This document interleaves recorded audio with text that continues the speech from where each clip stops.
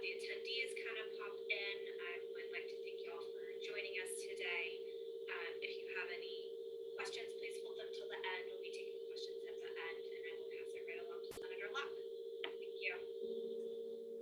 Thank you very much, Jacqueline. Appreciate everyone attending our presser this afternoon, and thank you so very much for coming.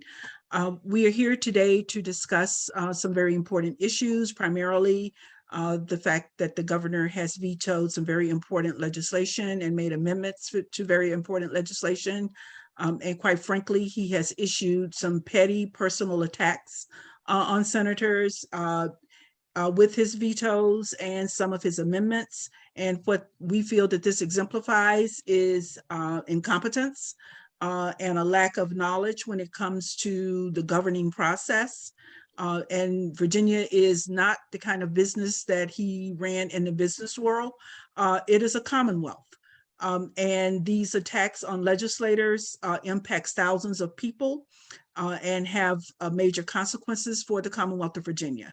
And the governor needs to understand that.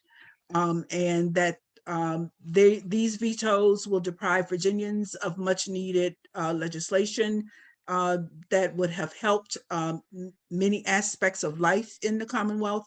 And certainly the governor and his team have failed to understand that impact. And the rationale for many of these vetoes and amendments do not make very much sense and clearly demonstrate a total lack of understanding of either the legislation or the understanding of its impact. And what we have before us is gotcha moments on the part of this governor. And we cannot govern by gotcha. We have to govern based upon policy. And with that, I will turn it over to our majority leader, Senator Saslaw. Thank you, Senator Locke. You know, I've been there. This is the 13th governor I've been under, and we've never had one like this before. And what his vetoes showed more than anything else was not so much an ideological problem, but one of pettiness and vindictiveness. And that's not the way you set up a good tone in government. It looks like he's never gotten out of the campaign mode. And you don't build relationships with the state legislature when you do things like this. Like I said, I've been there under 13 governors. We've never had any situation like this. We've never had a governor who signed one person's bill, and these are bills that are going through with no dissenting votes, and then vetoed somebody else's in the other chamber and saying, well, we don't need it because I signed the other bill. That's never been done before. And as I said, it's petty and vindictive. And his lack of experience and knowledge of Virginia government is beginning to show almost every day. This is not a government run by photo ops. You pumping gas, shooting baskets on a court, and shopping at a store to make your point is not how government is run. And this, you know, don't get mad, get even mentality has got to stop. If we're going to have a successful government, we all need to get together. And, you know, we've seen some of his cabinet people come over and give campaign speeches. He claims that we're taxed too heavily, when in fact, you know, we're right in the middle, 24th, you know, of states with taxes. Our business, 2 years running, best state to do business in. He's criticized that. He's criticized our public schools, yet Forbes magazine, hardly a liberal publication, has for the second or third year in a row ranked us as the fourth best public school system in the country. He's got to get away from this vengefulness. He's got to get away from this retaliation mentality and start governing the state the way it should be governed. And I mean, if he does that, he'll find cooperation. If he wants to continue this war, we can do that too. The choice is his. Thank you, Senator Locke.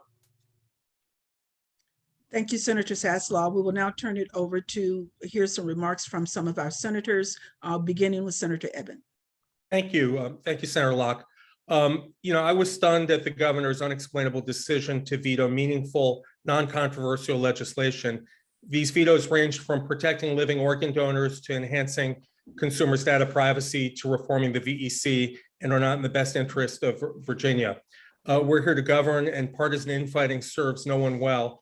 Voters want people to work together to solve problems. They want officials who will serve with competence, civility, and a spirit of cooperation for the greater good of Virginia. I hope the Republicans in the legislature will stand up for that spirit of civility, one that past Republican governors have believed in. And I hope they reject this partisan effort to turn Richmond into Washington. Democrats are here to govern, and we ask our Republican colleagues to join us. And I'm going to turn it over to Senator Creigh Deeds. Thanks so much, Adam. It takes two sets of skills to do this work. One is sales. You've got to be elected. That's a political skill. But once you get elected, you've got to govern. And govern requires that you work together with whomever else is elected to try to do the right thing for the people that you represent. This governor has not figured out yet that governing requires that we all work together. The bill that he vetoed, my bill, simply provided an enforcement mechanism for a change in the law we made when Republicans had complete control of the General Assembly back in 2005 to protect victims of crime. Victims of crime should not be re-victimized by facing harassing medical bills when they've got claims before the Victims Compensation Fund. We made that policy decision 17 years ago. Unfortunately, there was no enforcement mechanism, and at least in one case, there was still harassment. The harassment caused material harm to one of the people that I represent, and that's what this bill is all about. On a bipartisan majority on both sides saw the wisdom of this legislation and passed it. Many people have asked me if we Democrats intend to override vetoes. Well, we're going to do the best we can, but we can't override vetoes because that takes a 2/3 majority. Republicans in the General Assembly have to figure out whether they're going to stand on their own 2 feet and try to help their governor understand the way government works. And now I'm turning it over to Scott Surovell. Thanks, Senator Deeds. I'm here to talk about my 2 bills that were shockingly vetoed. The first one was a bill that had to do with landfill fees, and it evolved out of legislation that was introduced back in 2021. And after that, the Department of Environmental Quality put together a group of landfill stakeholders and other some policymakers at DEQ, and they sat down, and this work group came together and worked for over a year to come up with an agreed set of fees that would fund all solid waste enforcement in Virginia so that our solid waste enforcement efforts aren't competing against things like schools or healthcare, behavioral health, higher ed for funding. And all these people, dozens and dozens of people, put in a lot of work to reach a consensus, and the industry actually agreed that they wanted to increase their fees so they could have consistent enforcement. That bill went right through the legislature. Nobody objected. The industry stood up repeatedly and said they're okay. Administration had people in the room. Nobody said they had a problem. The bill passes both chambers, then magically a veto appears. The way this process is supposed to work, if you have a problem with the bill, you bring it up during session so you can talk about it. Maybe you can make some adjustments, maybe you can make some changes, maybe you can find a consensus because we work together to try to reach good policy. And that's how we normally do things. And I understand, that the governor was still getting his feet on the ground, but we all know this was one of the slowest transitions we'd ever seen. There's still dozens and dozens of positions that aren't filled.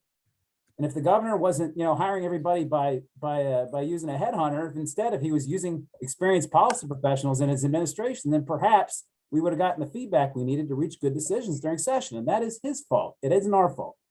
The other bill that got vetoed didn't get a single no vote on the floor of either chamber. All it was a bill that said that when a prosecutor sends out a subpoena for a witness in a criminal case, they have to send a copy to the defense lawyer, like every other lawyer in Virginia in every other case.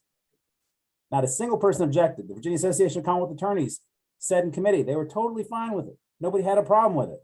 Then magically, the governor comes up with 3 big problems with the bill that nobody raised during session. We would have been happy to talk about, and he vetoes it.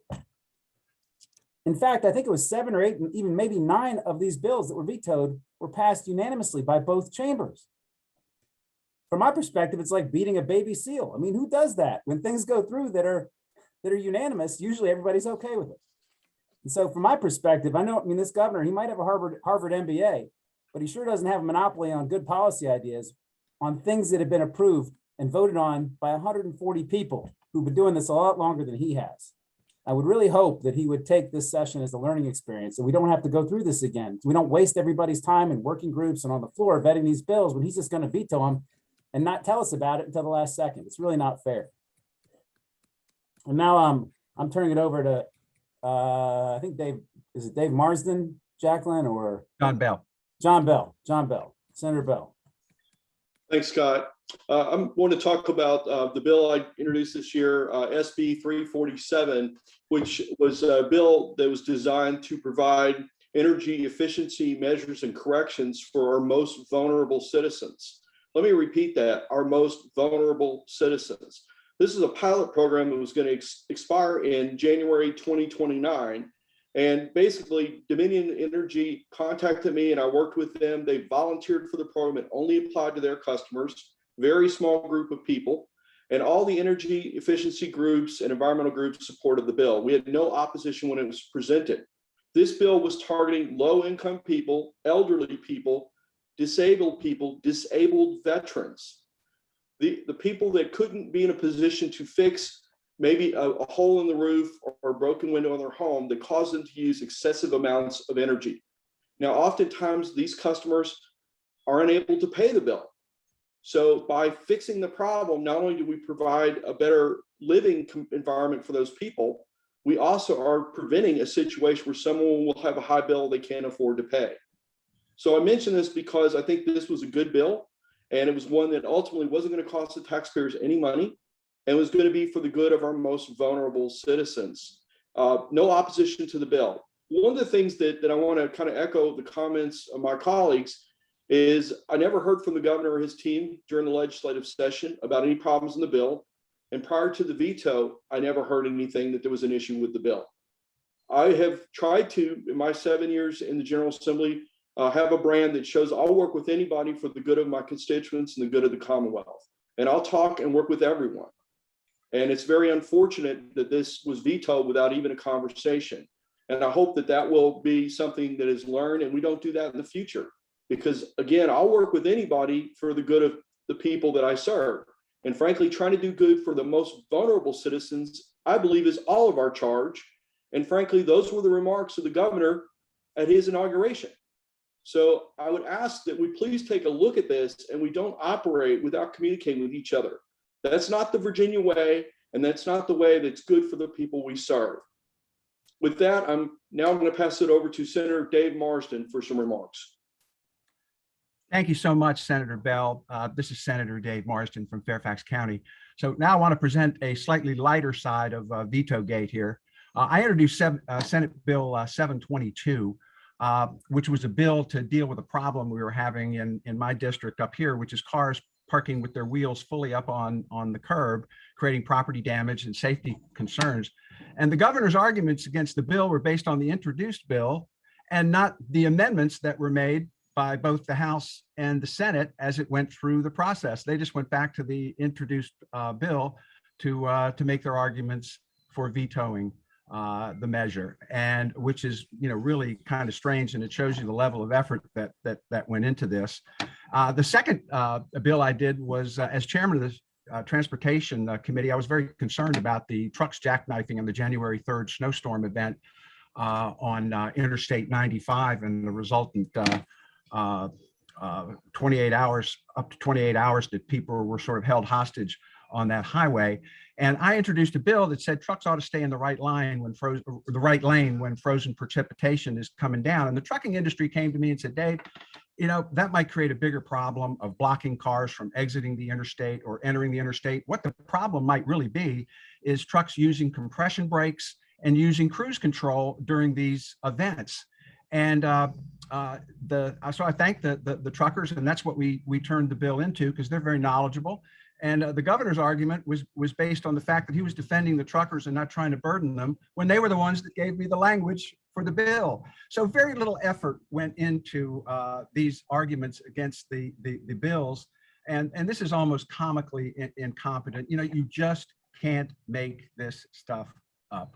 And with that, I'll turn it over to Senator Barbara Favola. Barbara? Thank you, Senator Marsden. And I will echo some of the thoughts that my colleagues have shared with you all. This has been a very interesting, it's my 11th session in the General Assembly. And observing the workings of the governor's office has been a very interesting and perplexing experience. When you remind yourself that the bills that land on the governor's desk have passed the House and the Senate with bipartisan support, and oftentimes with significant bipartisan support. Lawmakers, when we come to Richmond, for the most part, are very intent on solving a problem. We hear from our constituents. We are aware of issues with certain agencies or gaps in laws that have caused our constituents pain and suffering, if you will. And we really are intent on helping the people who elected us. So with that backdrop, you would want to believe that the governor, who represents the same constituents we represent on a statewide basis, would also want to solve the problem that our legislation is intended to address. And if in fact that pragmatic, common sense attitude was prevalent throughout this administration, I think we would be able to come to more resolutions, and we would be able to actually affect change that would be positive for our constituents.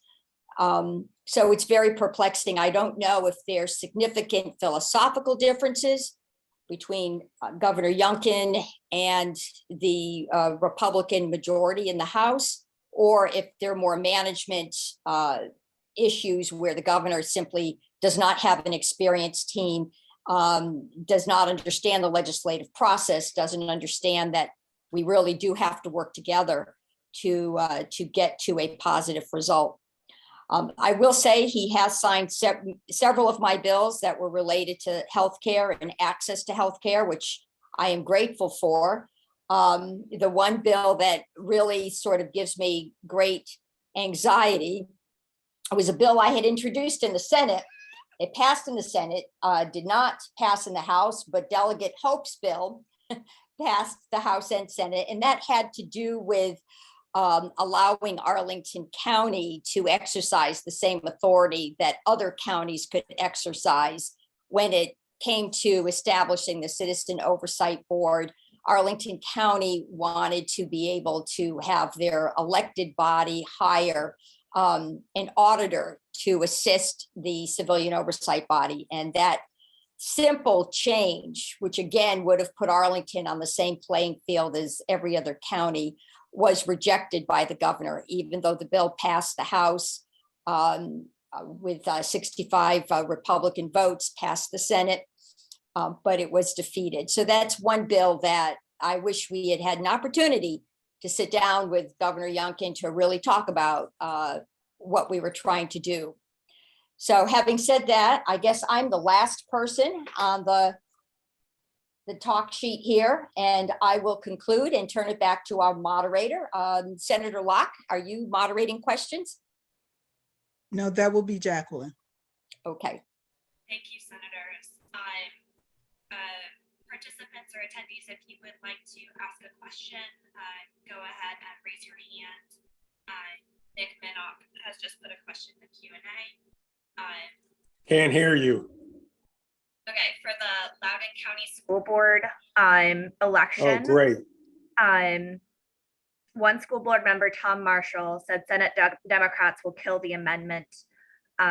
Is that the plan? I think Senator Bell or Senator Favola, you represent Loudoun. If one of you would like to take that question.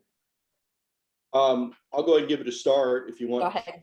My hope is the Senate will kill it, and I'll just say a couple things about it. First, I think the amendments are not germane to the bill. The bill was to try to create more consistency in the school board by staggering the terms so they all wouldn't turn over in 1 year. When a whole board turns over, that's caused problems. Well, instead of just amending that, the governor has now decided to make this a partisan issue and try to throw out the whole board by having a special election this year. And that would cost the taxpayers money. The governor's talked about having a more efficient government and not spending money. Well, he wants to have an election this year, would only be for 1 year, and then would have to have another one in the year after that. That causes a hardship. It also, frankly, those people there were elected by the citizens for their full term. And that bill was to, again, provide more continuity going forward. So it is my hope that the Senate will kill that amendment, because again, I don't believe it's germane, and it certainly is not beneficial to the taxpayers and the citizens of Loudoun County. I will just add, when you look at the amendment, it really appears that this is part of Governor Youngkin's ongoing campaign against public schools. It is incredibly important that we have continuity with our school boards. They have been dealing with some controversial issues, important issues, and certainly we should all be willing to support school board members and the public service they are giving to us. So to take the rug out from under them and ask all of them to run again in 2022 for no good reason, there was no reason articulated in his amendment. I have to believe it is just part of this larger strategy of undermining the ability of school boards to really govern our public schools. And it is my hope and strong desire that the Senate defeats the bill, defeats the amendments. Thank you, Senators. Drew Wilder with NBC. Your hand is raised. You can now talk. Thank you. Question for Senator Ebbin. Adam, you touched on this briefly, but you know the governor's veto pen was particularly strong against the bills that you sponsored, and more broadly, particularly aggressive against bills that came from legislators in Northern Virginia. Can you elaborate a little bit more on the optics of that and what you think the governor might be trying to communicate by really coming after the Nova legislators in particular? Right. I think the governor, I can't read his mind, but he seems to take issue with people who voted against his nomination of Trump EPA Administrator Andrew Wheeler to be the Virginia Secretary of Natural Resources, which is why I think he vetoed so many of my bills. His office didn't communicate before the vetoes directly since the session ended. But I think I said in my statement that we need a governor to be governor for all Virginians, and he's not. When you go after legislators from one region or one party, that doesn't really send that signal at all without giving a rationale if you do have a difference with the bill. I hope that answers the question. It does. Sorry, Drew. I'm good, thank you. Thanks, Drew. Jack Cleo asks specifically on the new penalties for marijuana, would the caucus's policy preferences be better met by not passing any bill as opposed to passing the amendments on the Can't hear you. on marijuana, would the caucus's policy preferences be better met by not passing any bill as opposed to passing the amendments on the hanger bill? And do these actions affect the caucus's thoughts going into budget negotiations? I'll take a crack at that if that's okay. We have not discussed as a caucus the amendments to the hemp bill, but I don't think this is going to impact the budget, the amendments to the hemp legislation. The governor has given us some things to consider there that may have some merit, but I don't want to speak for everyone else in the caucus. I will just add to Senator Ebbin's comments. I think the governor does two important things in his amendment. One, he sort of draws the line on the delta 8 tetrahydrocannabinol oil threshold, which I think is an important amendment, actually. And regarding the budget implication, there is language in his amendment that directs the Cannabis Control Authority to implement to the degree possible as much enforcement as would be appropriate for the task at hand. So that's sort of the amendment. I'm not sure exactly what that means, which is why I think Senator Ebbin probably noted it's difficult at this point to determine what impact that language would have in terms of adding additional dollars to enforcement. But certainly there has been strong bipartisan support for strong enforcement mechanisms. Thank you, Senator. Jacqueline, could I just say something too? please. I mean, and first of all, the conundrum presented by this amendment just sort of reflects how much the governor doesn't understand how to do this. Okay, because the bill, the amendments, the language he's trying to amend, we spent probably about, I want to say maybe 6 to 8 hours in meetings of about 10 different people between adjournment and veto session last year, arriving at the compromise that we arrived at. And it took a lot of work of a lot of people.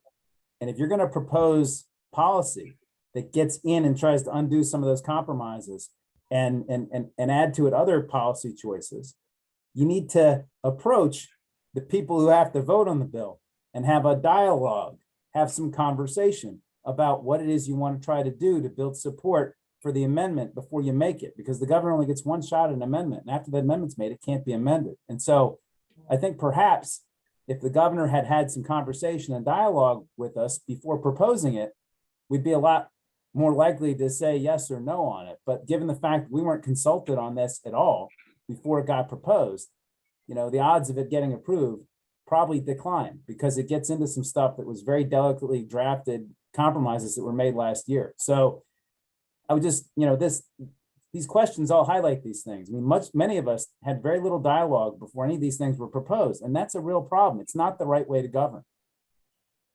And to follow on that, I think Patrick Wilson posed a follow-up question in the chat about whether there could be a fiscal impact with the governor's proposal for new misdemeanors in the bill, in his amendments to the hanger bill. And the answer is there could be an impact. Yes. And a follow-up on that, is there, does that fiscal impact have any impact on our budget negotiations going forward? I'm not a budget conferee, but it certainly could have a role. That would have to be determined. I as would we move hope that forward. it would not. And I think that they're moving towards an agreement, and I don't think that while it's not helpful, I don't think this will stop it. Yeah, I would agree. Thank everyone for joining us today. If you have any further questions, please let me know by email, and I will get this recording out to you as soon as I can. Thanks, everyone. Thank you. Thank you. Thank you.